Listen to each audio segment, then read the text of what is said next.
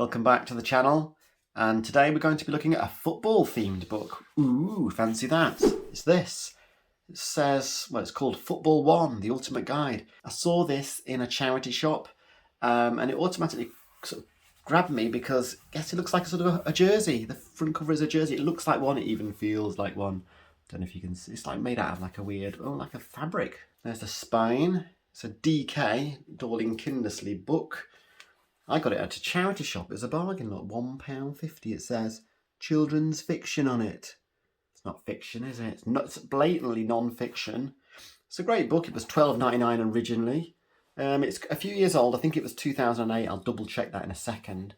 So it's not bang up to date, but there's loads of interesting stuff in here. So it says from Beckham to Beckenbauer, Marseille to Maradona, and Totti to Tottenham. This get it, tastic book hits the back of the net.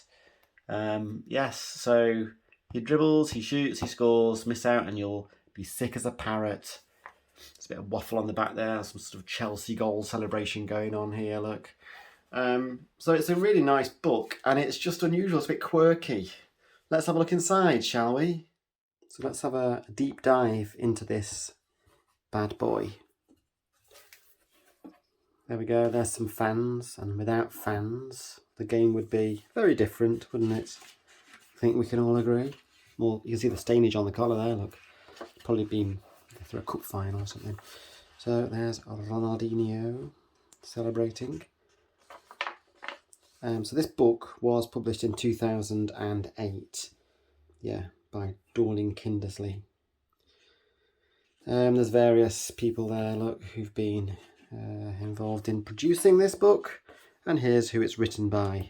Here there's some, I think this is some Greek fans celebrating. What does it say? Ecstatic Greek fans celebrate winning the UEFA European Championship in 2004. Okay, here's the contents page. This is what you get in this book. As you can see, there's a bit about the beautiful game, the origins, modern era, women's football, various different kind of like team positions, I suppose, and then you've got different national teams. It's quite a lot about national teams in this book, a bit about club teams at the end, and some women's clubs, Hall of Fame stats, various stuff. Obviously the women's game I think has really come on a lot since 2008, so it's only getting a small mention really in this book, but times have changed. So let's carry on. The beautiful game. I like that font. It's like, is it like the Question of Sport font, I think? Group of children play football barefoot overlooking Rio de Janeiro, Brazil. Look at that. It's amazing, isn't it, that they play in their bare feet. Has he got some flip-flops or something? I think so. I would tread on stuff and be forever like getting splinters and whatever. Football is one of the world's best means of communication. It's impartial, apolitical, or apolitical, and universal. It unites people from around the world. Well, that's true. And you see that when a World Cup comes around, don't you, I think? Origins of football. Stuff about where and when it first appeared.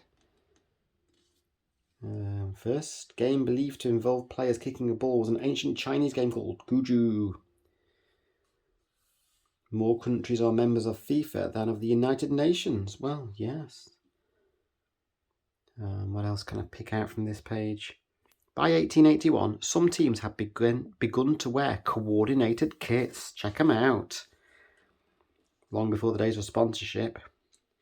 At first, footballers were just talented amateurs, but in 1885 they became professionals and therefore could be paid.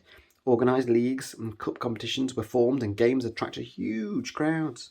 In 1901, more than 110,000 fans watched Tottenham Hotspur and Sheffield United in the English FA Cup final.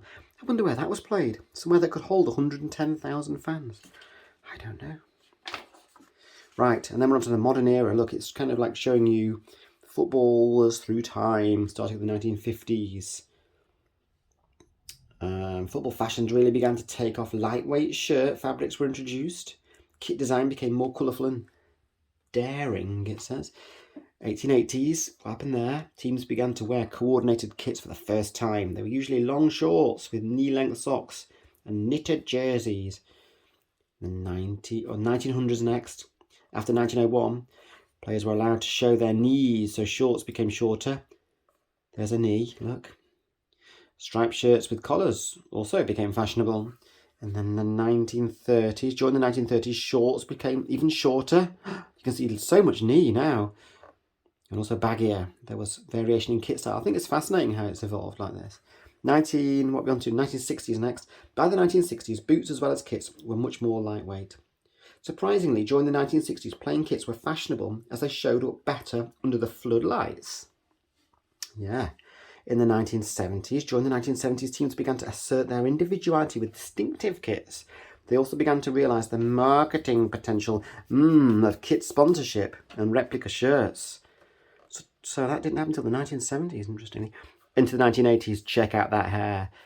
During the 1980s, kit fabrics became even more lightweight, but for many, the decade was defined by the players' hairstyles, curly perms, and the mullet below. The height of fashion. Chris Waddle was obviously cheerleading that particular one, wasn't he? What's next? 1990s. The 1990s saw a trend for bright colours and crazy patterns. Thankfully, this fad had passed by the end of the decade. Yes, good, because I'm not so keen on those crazy patterns. What's happened here? Why is 1970s appearing twice?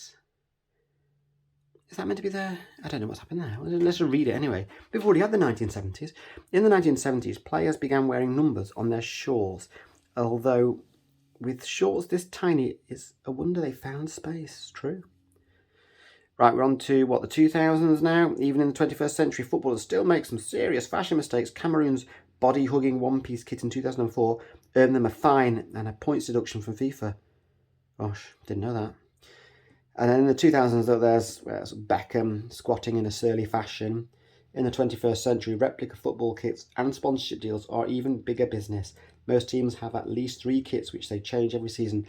And I don't know the facts, but now we're in, 2022? I don't even know what year it is. And I'm sure there should be a new edition there to bring us up to speed, really, shouldn't there? Dream Team is not just the game that has developed. There's something about boots here. I can't read everything in this book. I'll be here all day. But that was an interesting page. Okay, a bit about women's football here. And I admit it is a bit. Not enough. But as I say, it was less popular. Certainly less mainstream. The future of football is feminine, said Sepp Blatter. So here's a few people. Karen Brady, watching Birmingham City, director. Various people, ones to watch. Marta Vieira da Silva. Playing by the rules. Do you remember him? He's retired. He retired in 2005. He was supposed to be one of the best referees in the world. Yeah, he really stood out, didn't he, with that head, those eyes. You didn't want to mess with him, did you? You wouldn't dispute a decision that he'd made. That was just final. No quibbles. What else? It's about rules, this. And this referee said, my job is not to change the game, but to make it work to everyone's satisfaction. Yes. Some laws here of the game. Referee, decision is final. So it'd always be 90 minutes. What else have we got? Well, just stuff, you can see it. As I say, I can't read it all. Wow. Can I turn the book here? I'll try. Don't know if I'll get it on screen. I'll have to zoom out of it. Oof. So what is this? Wow, this is kind of the structure, the hierarchy of a club. So you've got interesting stuff at the team here. Reserves, youth team, manager, assistant manager, other coaches. Yeah, this sort of tells you how it all fits together. Oh, you can see, look. Fans. Loads of fans. It says not all clubs are run in the same way. Some privately owned, while others have shareholders and board of directors. Abramovich is pictured here. The Chelsea owner. But of course he is no longer the Chelsea owner. Not quite sure what the latest is with that at the moment. Anyway, here's the team. There are 2 certainties in life. People die and football managers get the sack. That's funny. That's funny and true. Here's the first 11. It's Barcelona, isn't it? Players train hard every day in the hope of making it into the team, and when they are on the pitch, it is their job to carry the hopes and expectations of the manager, the board and the fans. Yes, such a responsibility. Goalkeepers. Punching. Boom. Diving save. There was a one-handed diving save. Oh, you remember him? Was he Mexican? Oh, Colombian. And he cleared a ball off the line by doing a handstand and kicking it with his feet. Extravagant. Could have gone badly wrong. Didn't, thankfully for him. Not on that occasion, anyway. Oh, look, it's quite interesting. Distributing the ball, giving it a good kick, or throwing it underarm or overarm. Look at that kit. Unbelievable. Mexican goalie. Oh, and then penalties, yes. Goalkeepers become the star of the show, don't they? Oh, there's a bit about defence. So they're going to go through each of the positions. Look, we've got something like midfield. There's Cristiano, who's still playing. He might be immortal. We don't know yet. There's Figo. There's Rooney. Belting one. Heading, passing. It's an interesting book, this. Ooh, a bit of body stuff. Look. This is good with all the muscles. Oh, there's a bit of hernia. That's not very nice to see, is it? Where a bit of herniated loop of intestines poking out. You have to have an operation to fix that. Faking it. The physio, he's important. More important than ever these days. The foot and the metatarsals that always seem to break at the worst of times. Normally just before a tournament. Okay, here's a map of Europe. This is not a geography lesson. Well, it sort of is, isn't it? But it's just highlighting the different teams within Germany. Germany, Europe, don't know what I'm talking about. It's a nice book, isn't it? It's all very, nicely laid out. There's lots of interesting facts and figures. Lots of photos. Little Michael Owen there, scoring his wonder goal against Argentina in 1998. David Beckham. Yes. Oh, so we're now on the England page. Got Rooney there. So what does this say? Fact file. Top goal scorers. Ah, this has changed, hasn't it? Hasn't this changed? Kane's on this list somewhere. Rooney's on the list too. Rooney's retired, of course, now. So it is a historical book, this. France. Always seem to just develop so many brilliant players. It's just seemingly unfair. They never have this period where there's no good French players. Always brilliant players. So many of them. Italy. Here's lots of photos of them winning things. Germany. They like to win things as well, don't they? And have done so. I imagine these top scorers will all be out of date, won't they, nowadays? Who have we got? Jurgen Klinsmann. He was one of my favourites. The Netherlands. Always a bit hit and miss these days, the Netherlands. Sometimes they can go really far in a tournament, and sometimes they just don't even qualify. There's Spain, Torres. And there's various other European teams that this book seems to have not given a full page to. Just small sections. They're not important enough. I don't know why. I suppose it would have made the book very long. It's a bit about Scotland there. And various other teams. And there's Wales, Portugal. Cristiano making another appearance. What's this? A map of North America and South America. So I suppose this is quite a good reminder, isn't it, of the different teams that make up those. And now we're on to Brazil. They get a full page, obviously. You'd expect that, wouldn't you? Neymar's obviously banging them in for Brazil these days. Argentina, there's Maradona. So, yeah, there's Landon Donovan. Lots of stuff about the international teams. We're in Africa now, and there's all the teams in Africa. There's a lot of those, aren't there? They have their own competition, of course, within Africa. Is that every 2 years? I can't remember. Drogba. African teams, there's more teams here. Oceania, Asia. Yeah, you can see Middle East. I'm going to just keep skipping through all of these pages because there's a lot of them. We're sort of reaching the end of the international team section. Now we're more on to competitions, famous competitions. So we've got the World Cup first and foremost. Oh, it says first and foremost. Spooky. The World Cup should be a festival of football, and it is. So exciting when it comes around. So much expectation. Yeah, controversy. Don't we know it? Then we've got, what's this? The final. So these cards are showing you what happened in each of the World Cup finals.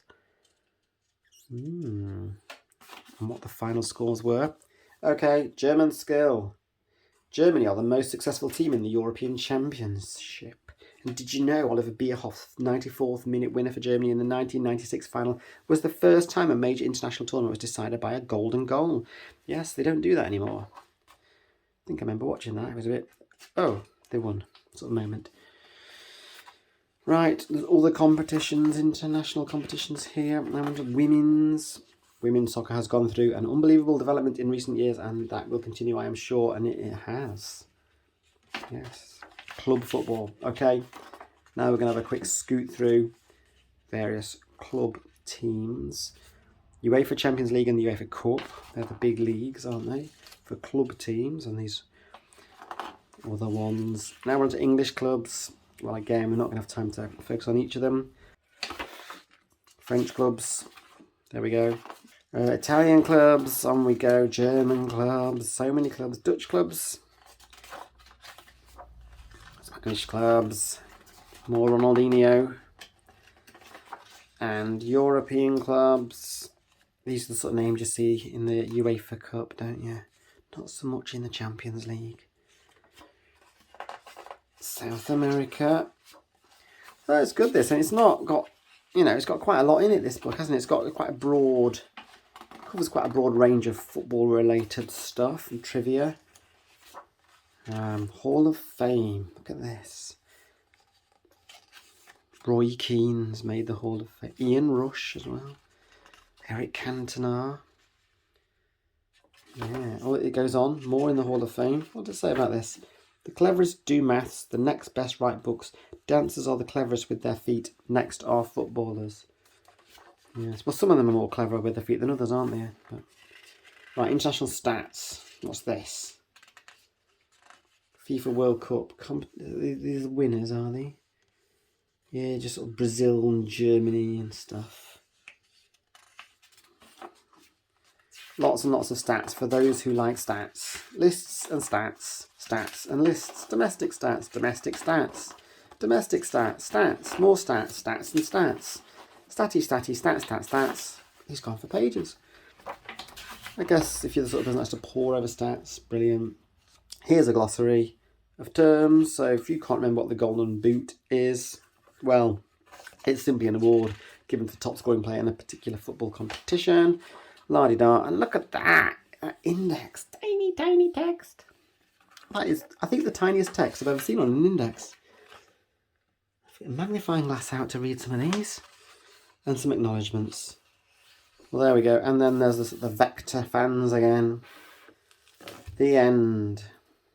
Well, that was interesting, wasn't it? So thanks for watching this video. I like this book. If you're into football and you can find it, this is a cool thing to have. Looks pretty good on your bookshelf, what with the kind of fabric spine and all. So yeah, thanks for watching, and I'll see you next time. Bye.